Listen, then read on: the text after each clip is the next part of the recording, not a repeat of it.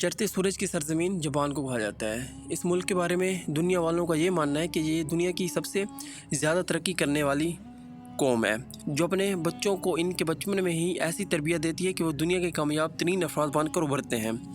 ایک دوسرے سے محبت اور بڑوں کی عزت و احترام اس قوم کی خیمر کا حصہ ہے۔ یہی وجہ ہے کہ سچائی اور ایمانداری کے سبق دنیا بھر میں اس قوم کو خصوصی عزت دی جاتی ہے۔ ترقی کے دور میں رکاوٹ بوڑھے والدین جاپان کی قوم جو ہر میدان میں دنیا میں سب سے آگے ہے، مگر اس کے حوالے سے یہ بھی انکشاف ہوا ہے کہ ترقی کے اس سفر اور تیز رفتاری میں ان افراد کو اپنے ہی والدین بوجھ لگنے لگتے ہیں، اور بوجھ کو اٹھا کر ترقی کے سفر میں دوڑنا انسان کی رفتار کو کم بھی کر سکتا ہے۔ اس وجہ سے بوڑھے والدین جاپانیوں کی نظر میں قابل عزت نہیں رہتے۔ راہ ان سے جان چھڑانے کے لیے ایک عجب و غریب کام کر گزرتے ہیں، ہاتھ پاؤں باندھ کر والدین کو پہاڑ سے دھکا دینے کی رسم۔ صدیوں قبل جاپان نے اپنی زبان میں ایک لفظ اباسٹو کا آغاز کیا، جس کے معنی کچرا رانی یا ڈمپنگ گرینی بھی ہیں۔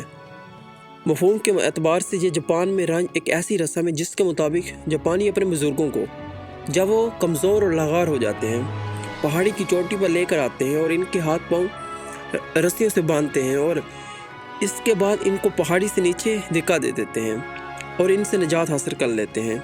اباسٹو سے جڑی کہانیاں۔ جاپانی معاشرت کے مطابق یہ رسم صدیوں پرانی اور اس کے حوالے سے کچھ کہانیاں بھی موجود ہیں، جن کے مطابق اباسٹو پہاڑی کے حوالے سے ہے کہ یہ پہاڑی جاپان کے مشہور پہاڑ فیوجی کے شمالی مغرب جانب گھنے جنگلات کے قریب موجود ہے۔ کہا جاتا ہے کہ کئی سو سال قبل ان جنگلات میں لوگ اپنے بزرگ اور بوڑھے والدین کو چھوڑ آتے تھے تاکہ وہ اپنی عمر کا باقی حصہ وہیں گزار سکیں۔ اس حوالے سے داستان مشہور ہے کہ ایک بار ایک بیٹا جب اپنی ماں کو ان جنگلات میں چھوڑنے کے لیے لے آیا تو اگرچہ ماں یہ جانتی تھی کہ اس کا بیٹا کس مقصد کے لیے اس کو لایا ہے، مگر وہ سارا راستہ نرم گھاس چنتی رہی تاکہ اپنے بیٹے کے لیے نرم بستر بجا سکے۔